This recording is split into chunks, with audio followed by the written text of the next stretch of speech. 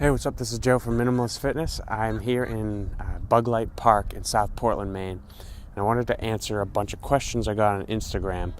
Someone asked me a handful of questions that they wanted to put into their school report, and I figured I'd make a video and answer them so everyone could see my answers. So they all have to do with intermittent fasting, and I'll just kind of rapid fire go over them. So the first one is, what do you think are the benefits of intermittent fasting?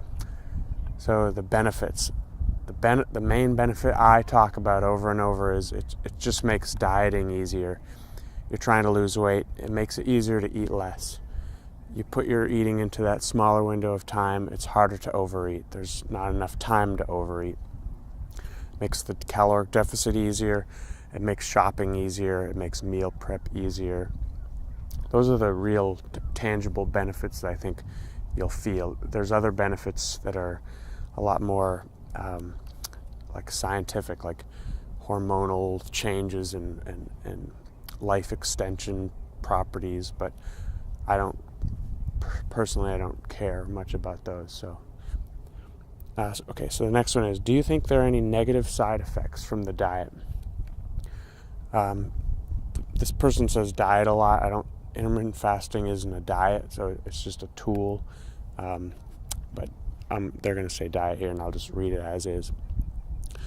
So I don't think there's any negative effects other than social ones. So skipping a meal or eating in a smaller window of time, there's no negative like health effects to that. It's going to be social effects. So the only thing I've experienced is like, oh, my friends are eating breakfast tomorrow. I have to decide whether or not I want to do that or keep with intermittent fasting.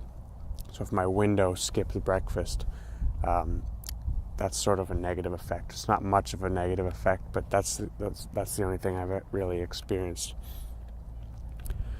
All right, then, what tips do you have for sustaining long periods of not eating? So the main ones are coffee, seltzer water, two things that suppress appetite.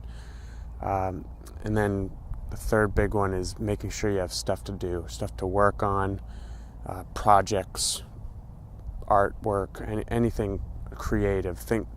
So your mind you're not just sitting there thinking about food. And eventually, after a few weeks, your body will kind of adapt to it and you won't be hungry during that period, so it won't be a big deal. Okay, do you think intermittent fasting is the most effective dietary plan for being in good shape, or do you think there are more effective diets out there? I don't think it's a diet. It's a tool you can use to make weight loss easier and maintaining your weight easier. I don't know if it's the most effective. For me, it's probably the most effective, but I also pair it with like a whole foods diet, kind of mostly paleo, so mostly meat and vegetables.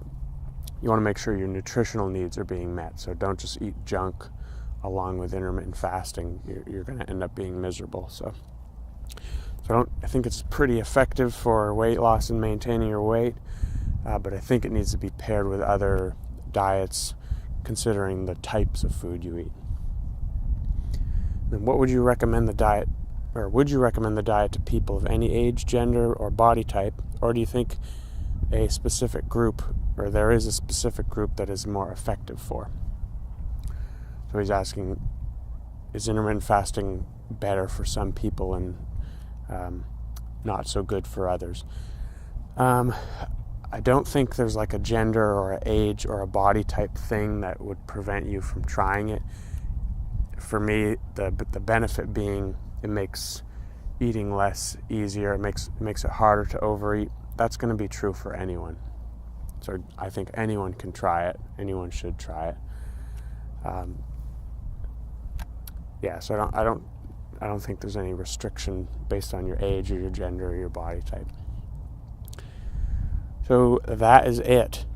So I want to thank this user Jim for the questions, and I'll see you in the next video. Peace.